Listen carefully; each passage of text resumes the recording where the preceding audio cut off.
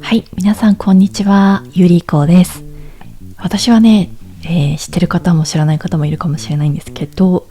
実は公認会計士という、資格を持っていて、大学3年生の時にその試験に合格して、大学4年生の時にですね、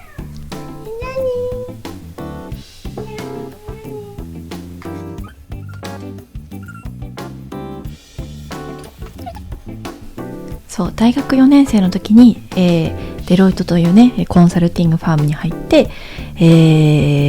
ものすごい勢いで働いて、で1年半っていうものすごいスピードでね退職してしまったんですけど、もうね4月になろうとしていますが、皆さんが知ってるか知らないかわからないんですけど、日本って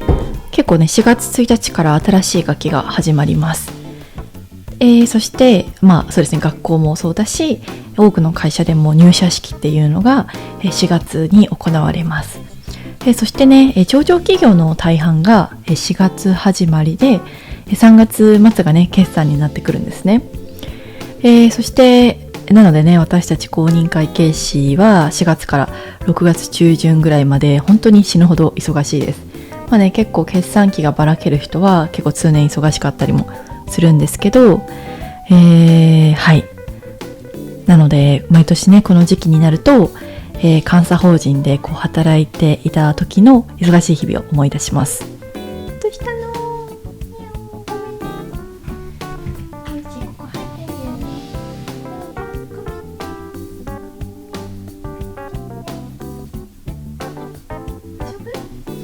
遊ぶ？はい、ということで、はい、本当に毎年この時期になると監査法人で働いていた時代の忙しい日々を、思い出したりします。で、時々ねフォロワーさんにこの話をすると驚かれるんですけど、今日は実際に、日本の労働環境ってどうなのっていうところを私が実際にねデロイトっていうところで働いていた時のお話を、していきたいなと思います。なので本日のポッドキャストのテーマはズバリ奴隷契約日本の労働環境について、というのでお送りしていきたいと思います。はい、ちょっとね難しい言葉が今日は多く出てくるかもしれないんですけど、聞いていただけたら嬉しいです。結構ね衝撃的なタイトルになってしまったんですけど、この、奴隷契約という単語は結構私の周りで働く多くのね同僚が実際に使っていた単語です。で、今からね私と周りの同僚の働き方について皆さんにお話ししていきたいと思うんですけど、まずは皆さん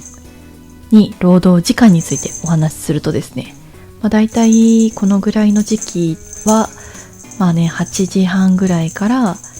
夜のね10時くらいまで働くことが多かったですね。ただ正確にはお昼を食べる時間と夜ご飯を準備して食べる時間があるので、だいたいね1日11時間くらい働いていたのかなって思います。で、それでも日によってもっと働いてる時間があったとも思います。で、土日についてなんですけど、土日も土曜日だけ働く週もあれば日曜日も働かなきゃいけない週もあったりしましたね。私は正直みんなと比べると結構残業のレベルはそんなにやばくなかったんですけど、周りのね人とかは結構、例えば中には30連勤ですね、30日間働いていた人とか、あとは3日徹夜したみたいな人とかっていうのはよくね聞きましたね。はい。本当ねみんなすごいなって思っていました。もちろんね会社にはいろんなルールがありました。というのも日本ではね国を挙げて、労基法、労準基準法と呼ばれる、法律があるので、当然ね会社も従業員を働かせすぎないように呼びかける必要があります。ただねそういうふうにルールとかもあるし呼びかけもあるんですけど、実際にね仕事の量は全く変わらないんですね。むしろ会計に関しては、結構年々ねルールが厳格される中で工数が増えているので、むしろねそれをね短い時間に終わらせるっていうのは結構難しかったりしました。しかもみんな結構ね残業していることをね申告しないんですね。なのでどれくらいその仕事に時間がかかるかっていうのが、結局わからないみたいな状態になっていました。結構悪循環ですね。で給料にそれであと日本で言うと、日本って国民の祝日として、ゴールデンウィークって呼ばれる、期間があるんですね。でその期間が休みにならないっていうのもありましたね。それはねいいんですよ。別に混んでない時期に別でお休みを取れるので全然いいんですけど、ただね残業代にならない、祝日じゃないから残業代にならないっていうところはね結構渋いなって思いましたね。で、お給料についてなんですけど、さっきのね残業の話と重なるんですけど、国が決めたルールがあるんですね。月に何時間までしか残業できませんみたいな、ルールがあるので、それを超えて従業員を働かせると、会社はねペナルティを負う必要があるんですね。なので会社としては、従業員にできるだけ働かないように呼びかけてると。ただ実際現場レベルでは働かないと仕事が終わらないので、みんなとても多くの残業をしている状態です。で、ここでねどんなことが起こるかっていうと、これはねすごく日本人らしいんですけど、私たちはね会社に申告せずに働くっていうことを選びますなので申告しないので当然ねお金は払われないです。私たちにお金は払われないけど私たちは働きます。そして会社はそのことに気づいてるか気づいてないか分かんないんですけど、給料は払いませんっていう風になりますね。なのでもちろんね残業が少ない月に、過去の分の残業をつけるっていう人もいるんですけど、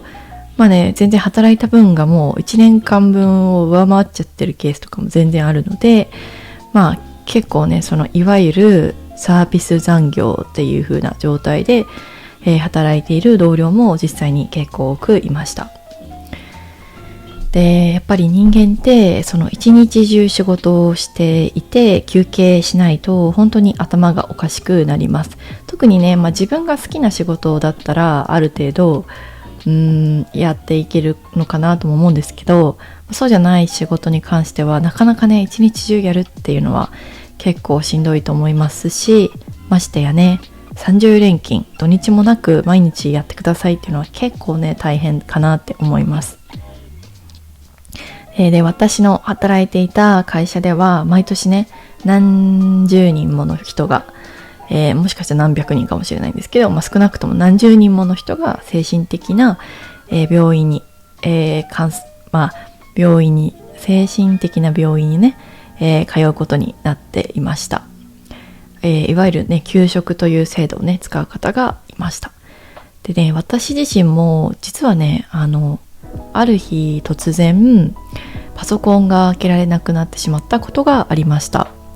実はね他の人から実際にねそういう話を聞いたことがあったんですね。その人も実はデロイトのコンサルティングの会社で働いていた女性だったんですけど、ある日突然私電車に乗れなくなっちゃった、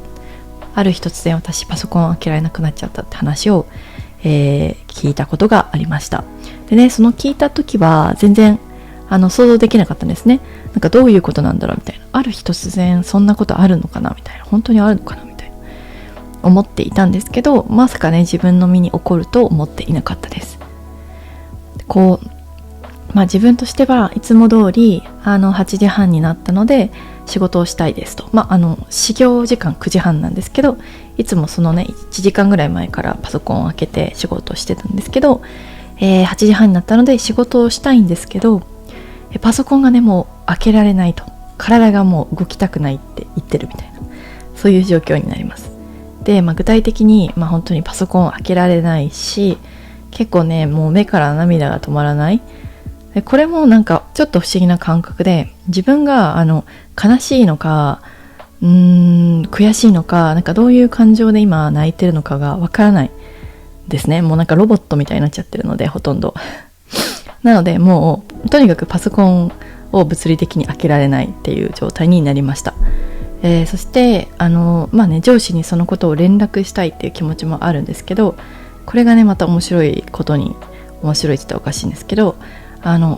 もうね自律神経というか統合失調症というか、もう昨日まで iPhone のパスワードを覚えていたのに、今日の朝になっていきなり iPhone のパスワードが分からなくなるっていうね、結構ね記憶喪失的なことが起きます。そしてねスマホをね何度もパスワードを入力間違いを犯して、もう本当に何時間後に触ってくださいみたいな状態になりました。はい。っていうぐらい本当になんか精神的に一気に急に来るんですよね。何の前触れもなく来ました、自分の場合は。はい。それでその時にやっぱり本当にこのね会社にずっと自分がいたら、なんかこう自分は終わってしまうんじゃないかと思ったんですね。でなんかやっぱ自分の本当にやりたいことってこれなのかなみたいなモヤモヤもありましたし、っていうところで結構もう仕事ができない状態になったんですけど、上司にね面談の機会をもらったんですね。でそしたら私をねやっぱり会社はね引き止めたいんですね。一人でも、女性、特に女性っていう意味でなんか辞められたら困るっていうところがあったので、何人かね他の女性の先輩を紹介されて話を聞く機会をもらいました。ただねそれがまた衝撃的でした。でまずお一人の方はですね、もう結構ご年配の方なんですけど、もう年齢的には4、50代みたいな方だったんですけど、その方はねご自身がお子さんを産む時にですね、もう自分の子供がどうなってもいいので仕事をさせてくださいっていうふうに言ったみたいな、もう男性の何倍も頑張っていたみたいな話をされました。はい。もうなんか何も言えなさすぎて、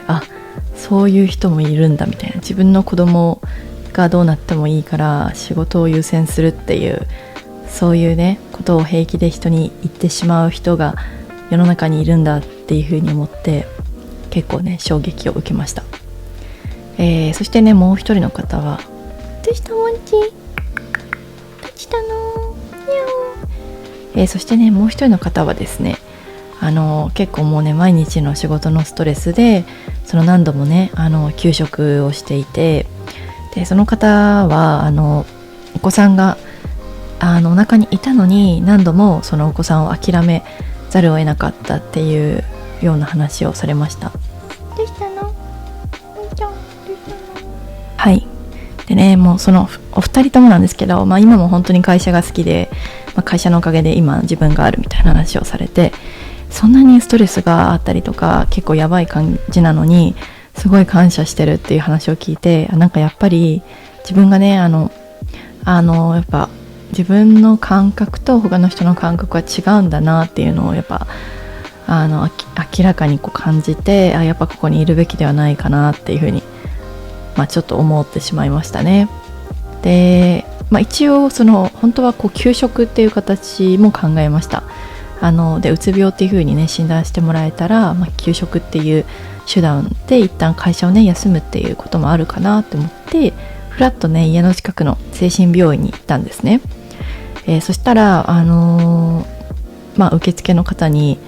もうなんか1ヶ月待ちなのですごい人がたくさん、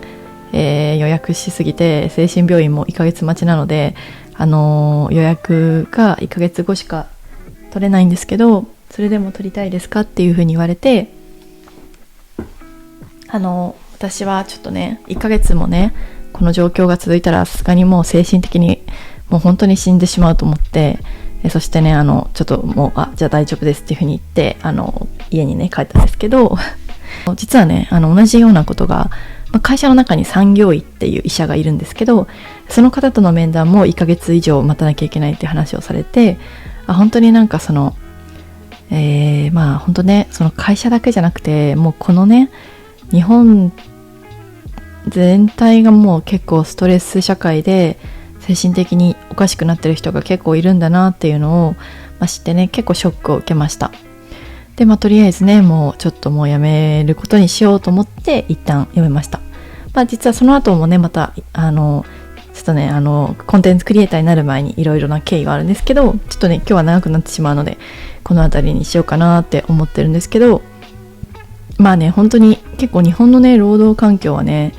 やっぱ自分がこう海外の方と関わったりとかする中で、特に欧米の方、ヨーロッパとかね、長い連休を作ったりとか、もう9時5時で帰りますみたいな話を聞くと、本当に、驚いてしまいます。っていうのもね、やっぱ日本でね、9時5時で帰れる会社ってそんなに多くないんじゃないかなって、私のね、いた環境があまりにもブラックだったからなのかもしれないんですけど、ただね、そんなにね、多くないんじゃないかなってやっぱり思ってしまいますね。9時5時で帰れる会社はやっぱ少ないし、ましてその休みを1週間とか2週間連続で取るっていうことも、やっぱね、それ取ったら周りの人にね、相当叩かれるかなって思うので、なかなかね、取りにくいんですね。はい。っていうのはやっぱ現実としてはあるかなっていうところで、ちょっとね、今日ごめんなさい、暗い話になってしまって。ごめんなさい。でもね、ちょっと、だから、時々ね、そのビザとかで、日本の就労ビザを取って日本で働きたいっていう風に言ってくださる方もいるんですけど、ちょっとね、正直それはあまりお勧めしないかもしれないですね。もちろん全てがそうではないんですけど、やっぱり中には結構ブラックなね、会社もあったりすると思いますし、私たち日本人は結構それに慣れてるから耐えられるところあるんですけど、文化の違う方からすると、いや、日本ちょっと本当に失望したわみたいな、びっくりしちゃったみたいなこともあるかなと思うので、ちょっとね、日本で働くってどんな感じなんだろうっていうところをね、今日はお伝えできればなと思って、ポッドキャストにしました。すごいね、モンチちょっとモンチーヤッホー。じゃあね、ちょっとね、最後はね、モンチでね、癒されてね、この動画を終わりにしたいと思います。今日もね、最後まで動画をご視聴してくださってありがとうございました。それではね、また次の動画でお会いしましょう。